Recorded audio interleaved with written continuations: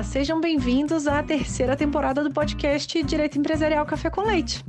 É novo por aqui? Então deixa eu me apresentar. Eu sou Amanda Taide, mineira na origem, com passagem em São Paulo e candanga de coração.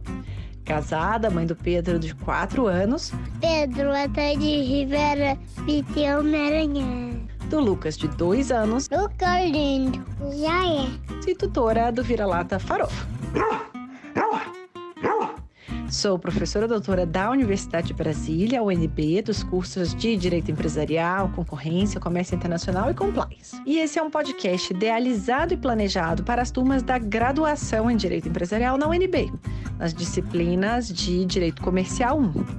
A cada aula, um novo episódio sincroniza com o tema daquele dia. Mas o podcast não se restringe mais aos meus alunos, pois todos os ouvintes, em quaisquer lugares do Brasil e do mundo, e em qualquer posição profissional que ocupem, poderão ter, com o nosso podcast, uma biblioteca virtual, em áudio gratuita, dos principais livros, capítulos ou trechos de livros, artigos acadêmicos essenciais para a compreensão do direito empresarial no Brasil. Eu estou muito animada para tomar a próxima xícara de café com leite com vocês. Bora comigo? A nossa xícara de café com leite de direito empresarial de hoje vai tratar de um artigo intitulado A Responsabilidade Civil dos Administradores de Sociedades por Ações na Jurisprudência do Superior Tribunal de Justiça, publicado no livro do STJ, edição comemorativa de 25 anos, que foi publicado em 2014. E para isso a gente vai ter a alegria de contar com a participação do próprio autor do artigo, o ministro Ricardo Vilas Boas Cueva. O ministro Cueva formou-se em Direito pela Universidade de São Paulo, concluiu mestrado pela Harvard Law School e doutorado pela Universidade de Frankfurt.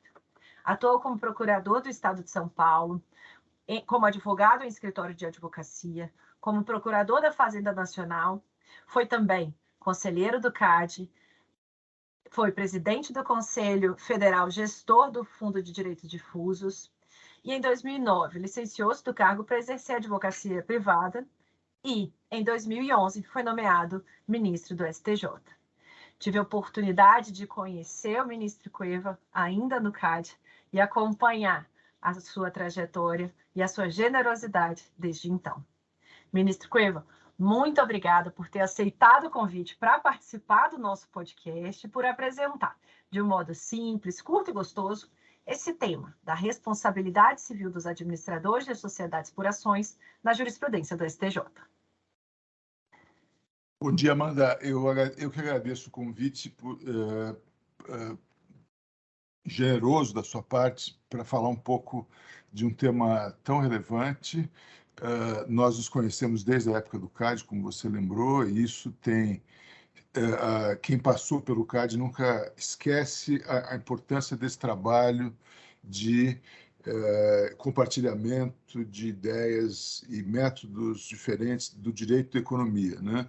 O colegiado é composto normalmente por juristas e economistas, assim como o staff do CAD, e a metodologia do CAD, da análise concorrencial, ela implica conhecimentos de economia, implica o estudo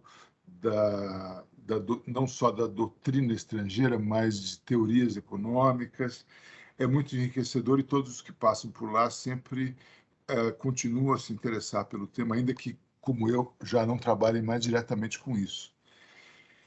Esse tema da responsabilidade civil dos administradores, na verdade, ele surge já desde o início na faculdade. É uma das questões que mais chamavam a atenção na lei das sociedades anônimas, qual que era o padrão de responsabilidade. Depois, quando eu, ainda procurador da Fazenda Nacional, no início dos anos 2000, atuei perante o Conselho de Recursos do Sistema Financeiro Nacional, que examina os recursos das decisões em processos sancionadores do Banco Central e da CVM, além de outros.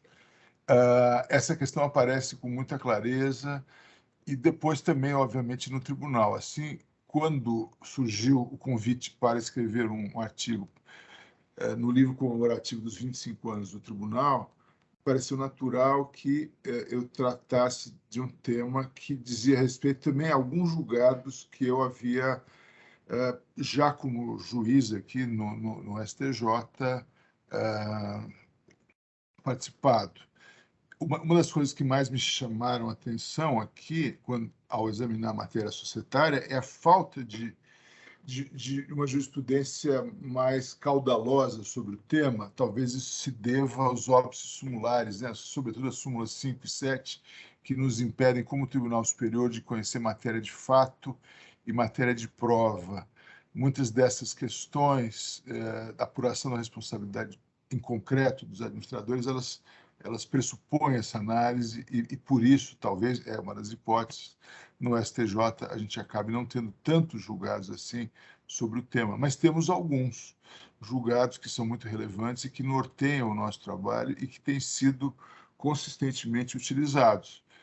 Nós estamos gravando agora essa conversa no dia 23 de junho de 2022, e eu estou dizendo essa data porque ontem, na segunda sessão de Direito Privado, no dia 22, portanto, de junho de 2022, foi julgada uma questão interessante. Pela primeira vez no STJ foi julgado um conflito de competência entre dois juízos arbitrais e, para dirimir esse conflito, foi necessário perquirir profundamente qual a legitimidade para propor uma ação ou uma arbitragem societária, né? A legitimação ordinária, a legitimação extraordinária, e para que isso acontecesse foi necessário examinar julgados anteriores, né? Alguns dos quais foram analisados nesse artigo.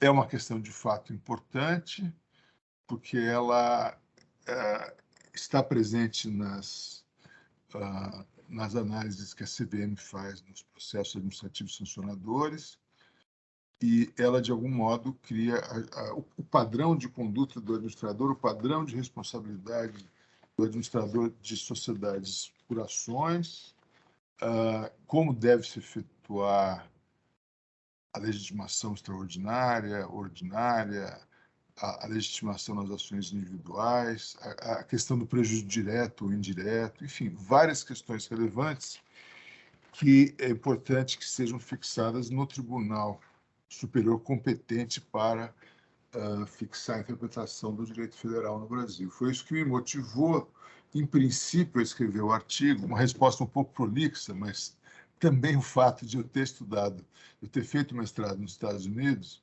sempre me leva a procurar estudar o direito a partir dos casos e não o contrário.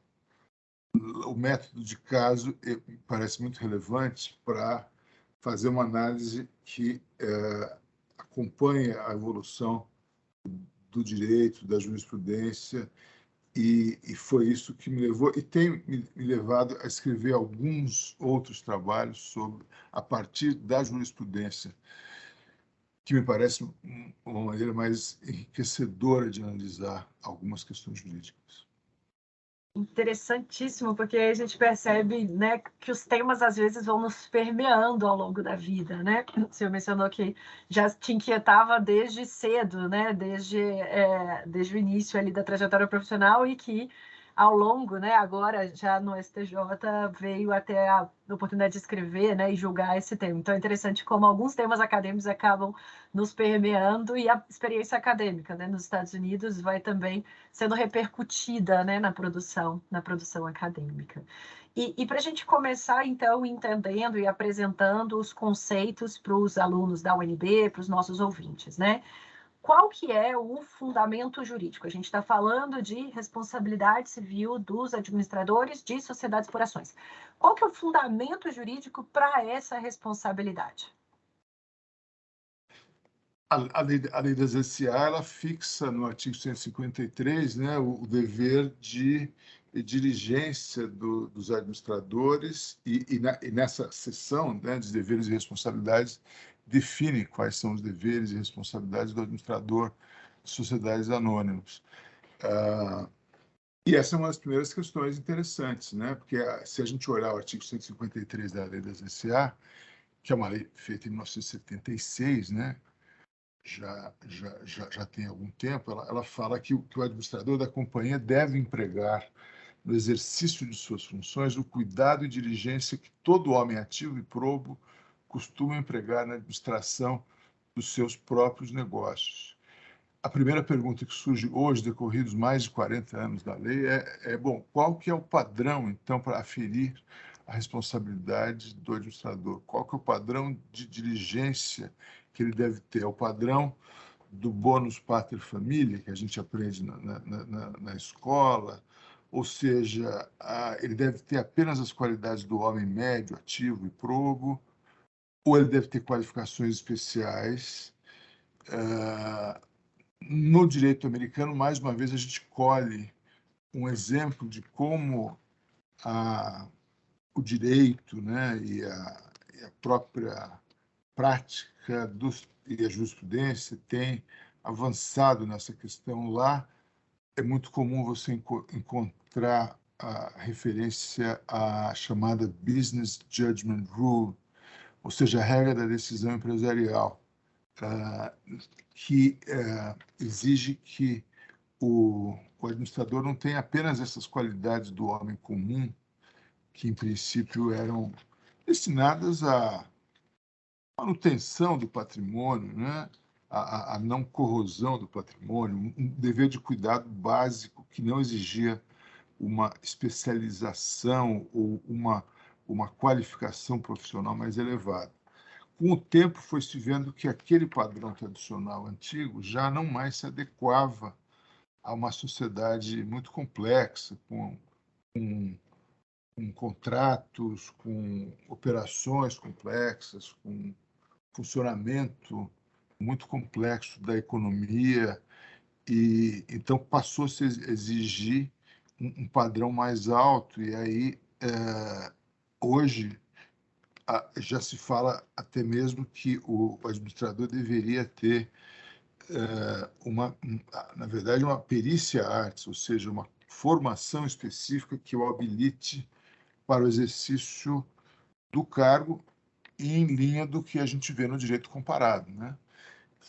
Aliás, essa orientação mais contemporânea que a CVM tem empregado, que levou à edição da lei das estatais, né? que levou o sarrafo aí na governança das estatais e exige que os administradores estatais não possam simplesmente ser qualquer um, eles têm que ter qualificações, eles têm que ser analisados, esse currículo tem que ser analisado por entidades da empresa, tem que haver um cuidado maior para que não se entregue à administração de uma empresa estatal pessoas que já tenham demonstrado uma trajetória de exercício profissional naquela atividade específica e uma habilitação profissional, competência, enfim, critérios que habilitem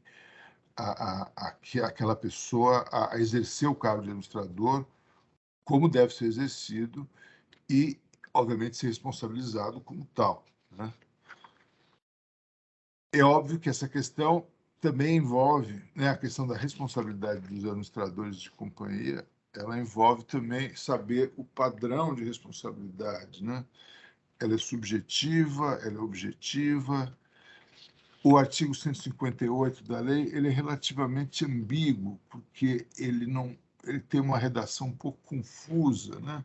Dicotômica. Ele diz que o administrador não é pessoalmente responsável pelas obrigações que contrair em nome da sociedade, se ele praticar esse ato com um ato regular de gestão, mas ele responde sim, né, civilmente, pelos prejuízos que causar quando proceder dentro de suas atribuições ou poderes com culpa ou dolo, ou então com violação da lei ou estatuto. Será que uma coisa é incompatível com a outra? Alguns autores entendem que a primeira hipótese, né, agir dentro das atribuições com culpa ou dolo, é uma responsabilidade subjetiva, e a segunda, a violação da lei ou do estatuto, seria uma responsabilidade objetiva. Outros autores, entretanto, entendem que não, que a responsabilidade é sempre subjetiva, mas que a segunda parte apenas complementa a primeira, demonstrando que é necessário que haja a violação da lei ou do estatuto, né? É uma discussão que prossegue. Como eu dizia, a gente não tem um acervo muito grande de julgados na matéria no STJ, infelizmente.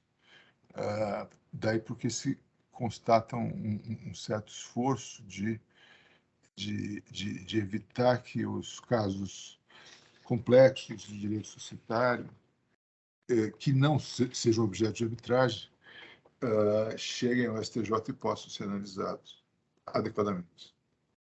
Excelente. Então, a gente não tem, como o senhor mencionou, né, essa jurisprudência caudalosa a respeito do tema, mas a gente tem alguns julgados importantes que foram abarcados no seu artigo, né, ministro? Então, quais que foram? Você pode apresentar para a gente, né, quais que foram os achados do seu artigo, ou seja, qual que é a jurisprudência do STJ, né, sobre responsabilidade civil dos administradores de sociedades por ações? E também, sabendo que o artigo foi publicado em 2014, será que o senhor pode comentar para a gente também o que evoluiu, o que mudou, o que avançou desde 2014 a agora 2022? Talvez eu não possa dizer. Na verdade, para os estrangeiros, causa uma certa perplexidade que os juízes no Brasil muitas vezes usem dois chapéus, juízes e doutrinadores. Eu não me qualifico como um doutrinador, eu apenas escrevo esporadicamente uma coisa ou outra. Eu redirigiria essa pergunta a algum societarista, algum comercialista que pudesse, que esteja acompanhando essa evolução. Mas eu constato que nós fizemos aqui no tribunal há pouco tempo a participação de pessoas muito ativas nessa área e em arbitragem também, um seminário muito interessante que diz respeito a esse julgado de ontem, que eu fiz menção, um seminário sobre arbitragem coletiva societária. E uma das coisas que sempre apareciam no debate, curiosamente, para mim, que era a questão do prejuízo direto ou prejuízo indireto, para qualificar a legitimação extraordinária, ordinária ou a legitimação para a propor-ação individual do acionista, né? Como a gente sabe, o artigo 159 da Lei das SA, ele define as hipóteses em que pode haver a ação de responsabilidade, né? Contra atos dos administradores pelos prejuízos causados à sociedade, né? à companhia.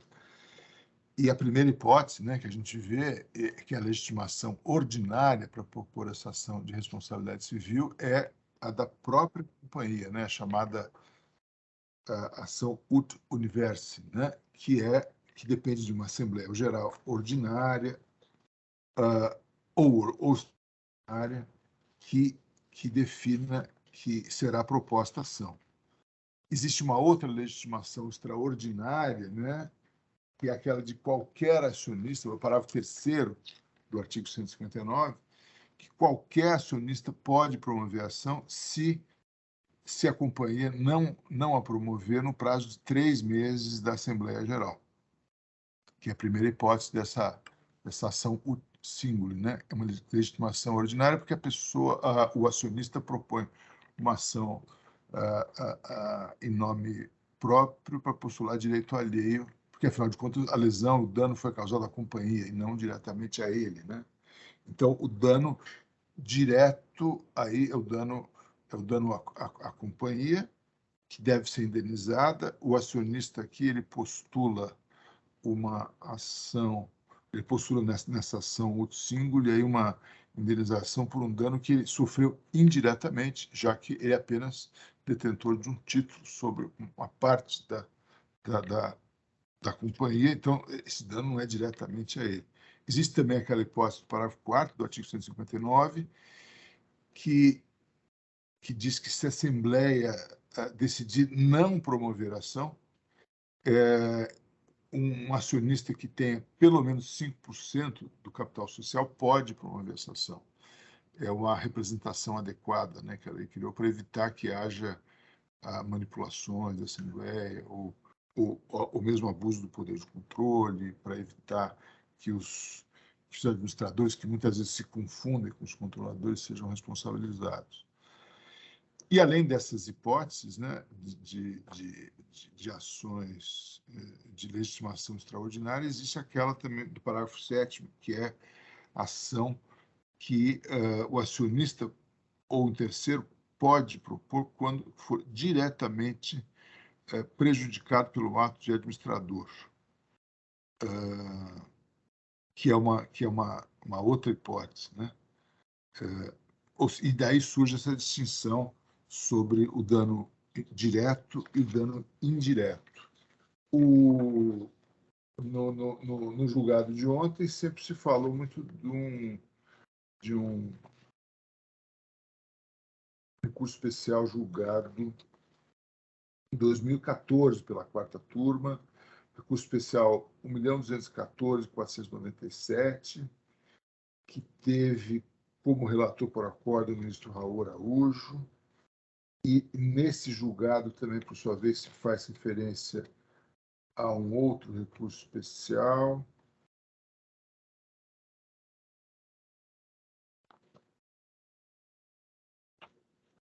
que agora não estou encontrando, mas, enfim, eu faço referência a alguns poucos julgados da terceira turma e da quarta turma, que definem questões. A ministra Nancy Andrighi tem se ocupado bastante do tema. Eu cito um recurso especial 1.014.496, em que essas distinções são também traçadas.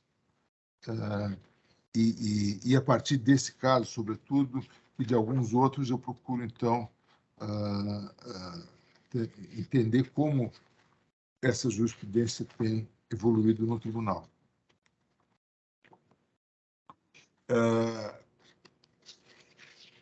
Já há alguns julgados bem antigos, né? Nesse artigo eu falo um pouco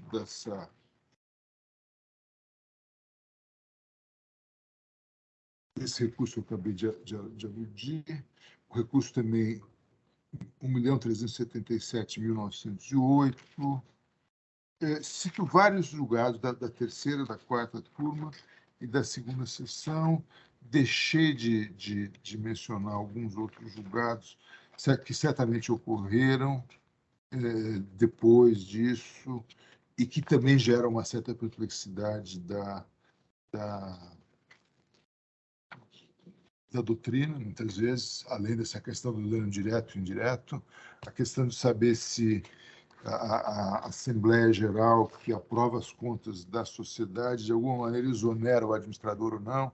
Isso foi decisivo para julgar um caso relevante em que o diretor financeiro de uma companhia havia feito operações de hedge muito significativas que colocaram em risco a própria rigidez da empresa, que acabou depois sendo fundida com uma outra empresa do mesmo setor, e o fato de ter havido uma assembleia ordinária que exonerava, que aprovava as contas da sociedade, foi entendido na origem e no tribunal aqui também como um fator que exonerava o administrador de responsabilidade, já que a Assembleia Geral Extraordinária posterior que autorizava propor a demanda contra ele seria contraditória, seria um venire contra factum próprio.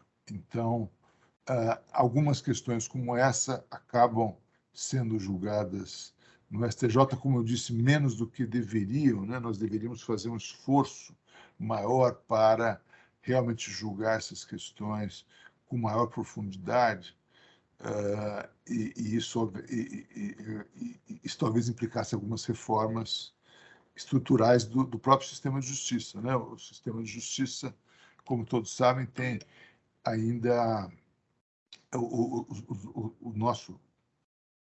lógica de que nós funcionamos com uma corte de cassação, também uma corte encarregada de uniformizar a aplicação do direito federal no país.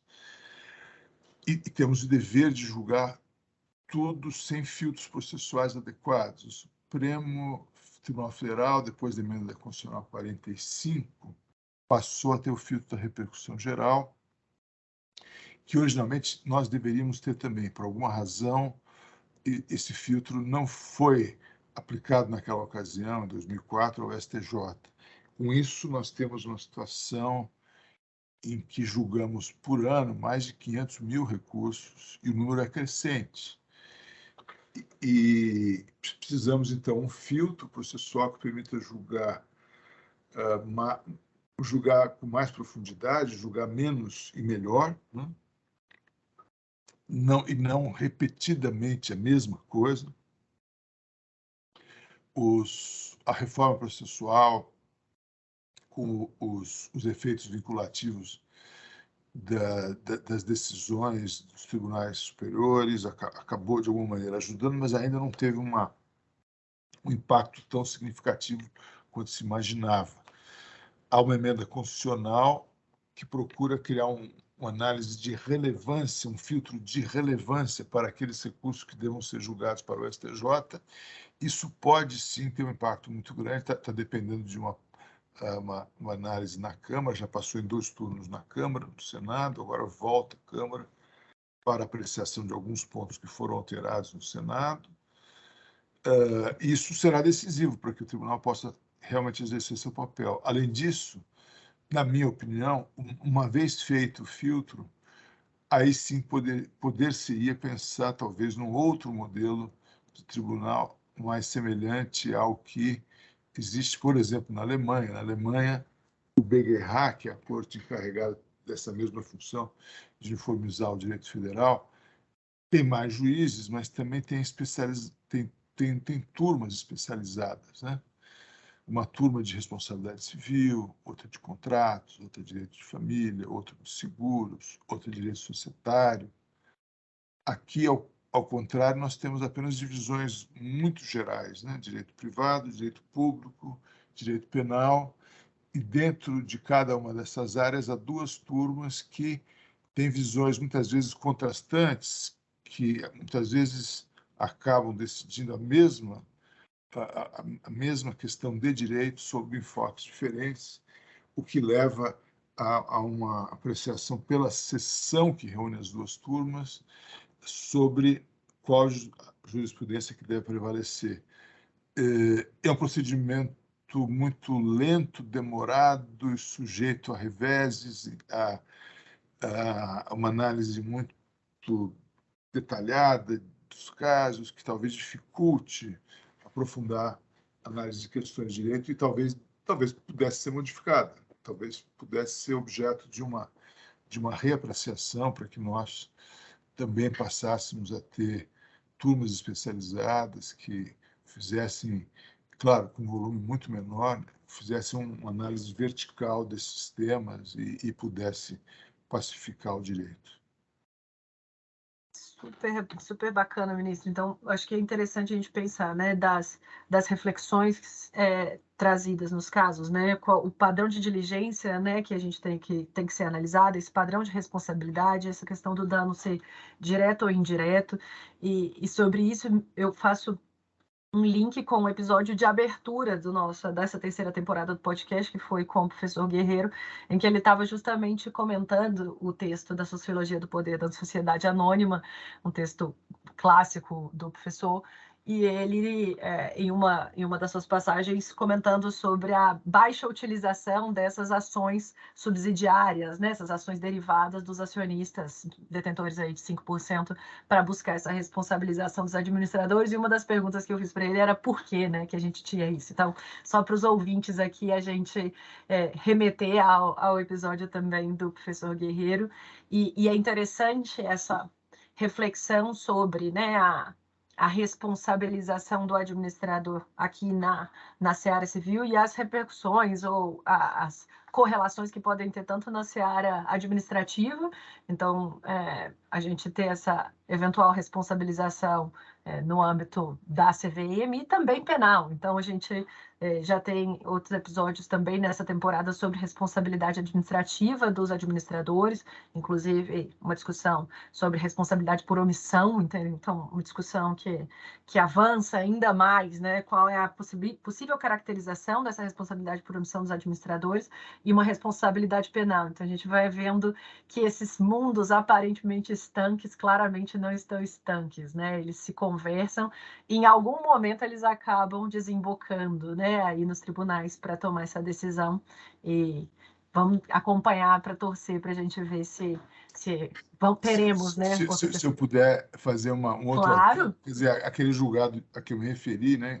da segunda sessão ontem, nesse conflito de competência entre dois juízes arbitrais, de relatoria do ministro Belize, que fez um voto exemplar, que merece ser lido, né, é o conflito de competência 185.702, ali se vê em linha também com o que foi discutido no seminário a que me referi, né, no STJ, sobre a arbitragem coletiva societária, algumas das dificuldades que o direito societário hoje enfrenta, porque, como se sabe, sobretudo nas companhias abertas, os mais altos níveis de governança, né, nessas companhias que são listadas em bolsa, sobretudo na B3, exige-se uma cláusula compromissória, né, inserida no estatuto, em decorrência do artigo 136A. O Brasil é o único país que se saiba que tem esse sistema de arbitragem coletiva societária,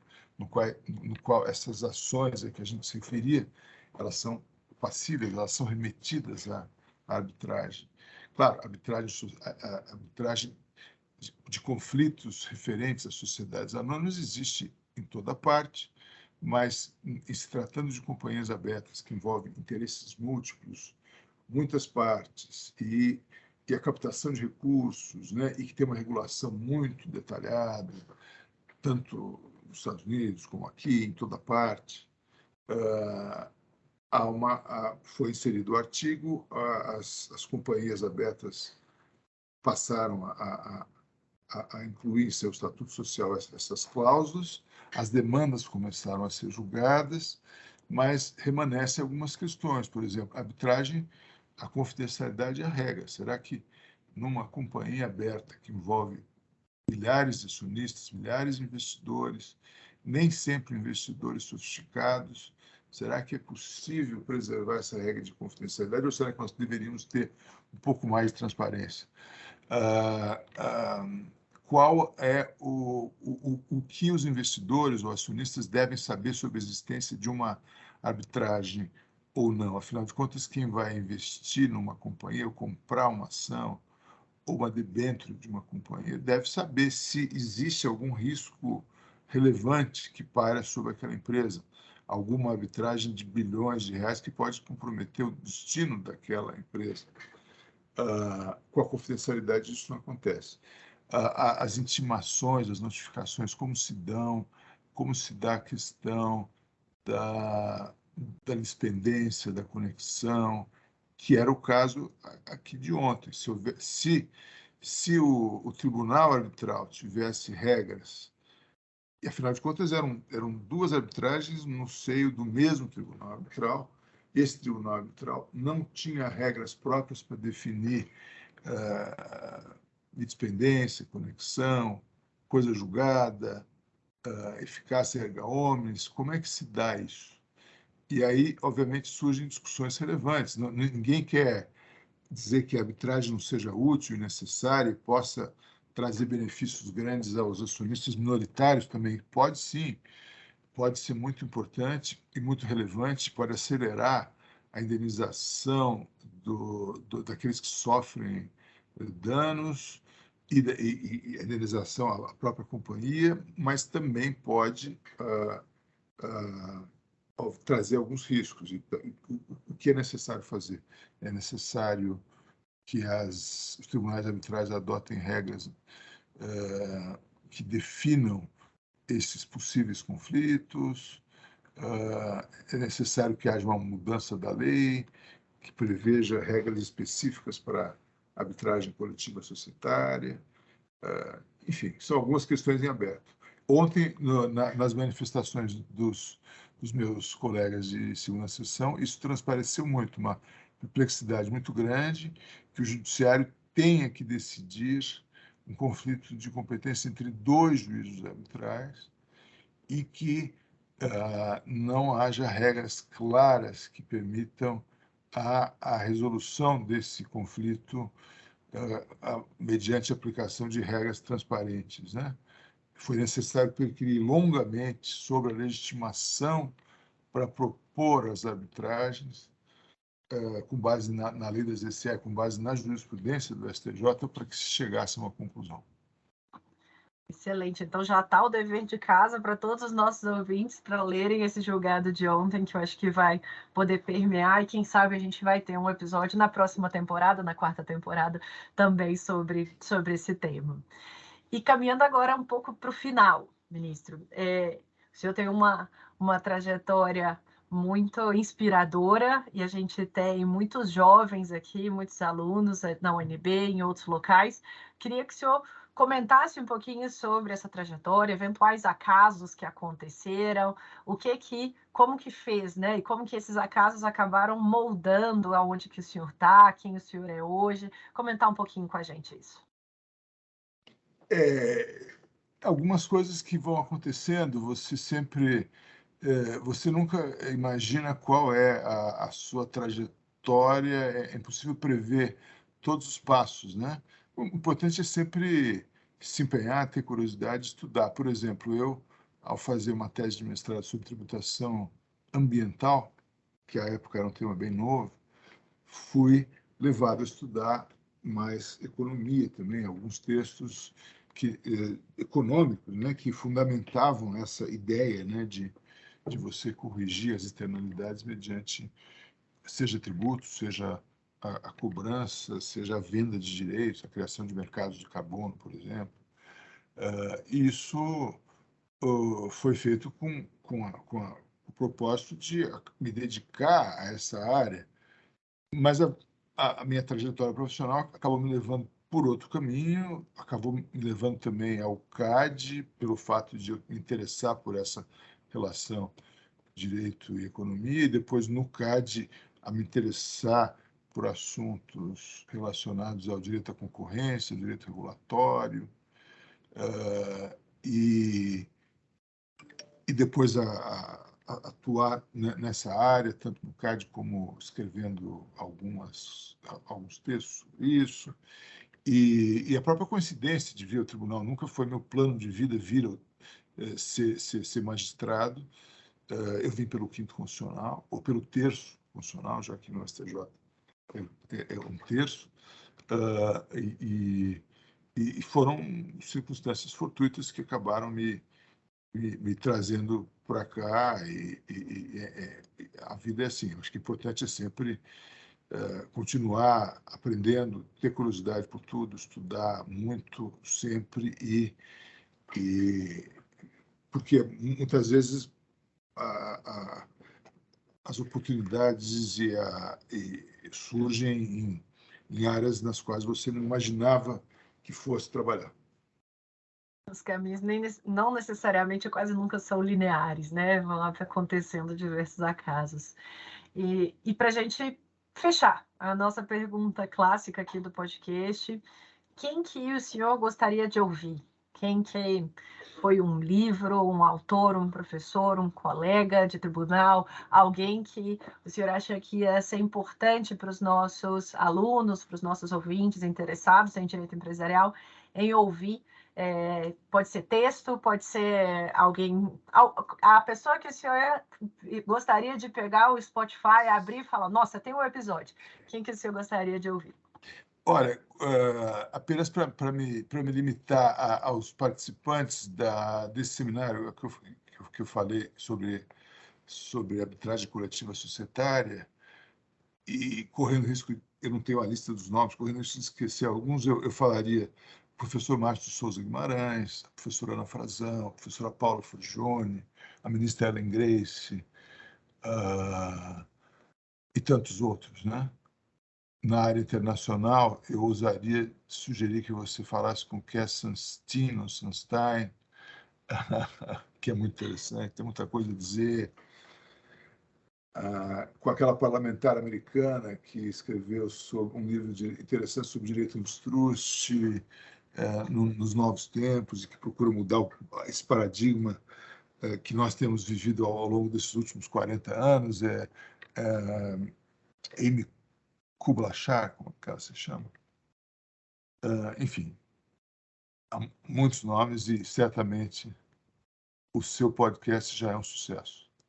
Obrigada, ministro, pelas indicações anotadíssimas para quarta temporada. Eu sempre falo que eu fico igual a setlist do Rock in Rio, né? Com uma série de estrelas aqui para poder entrevistar para as próximas temporadas. Então, farei meu melhor para trazer esses nomes. E a gente conclui aqui. Eu queria agradecer pelo tempo do senhor, pela oportunidade de ouvi-lo a respeito da sua trajetória, desse tema, da posição, né, que o tribunal tem julgado, esse tema que, felizmente, a gente está fazendo essa gravação um dia depois de uma decisão bem importante, né, que o senhor pôde comentar também para a gente esse julgado, como a referência para a gente poder ler e fazer futuras conversas. Agradeço muitíssimo mais uma vez pela sua generosidade, oportunidade, atenção para conversar aqui com a gente.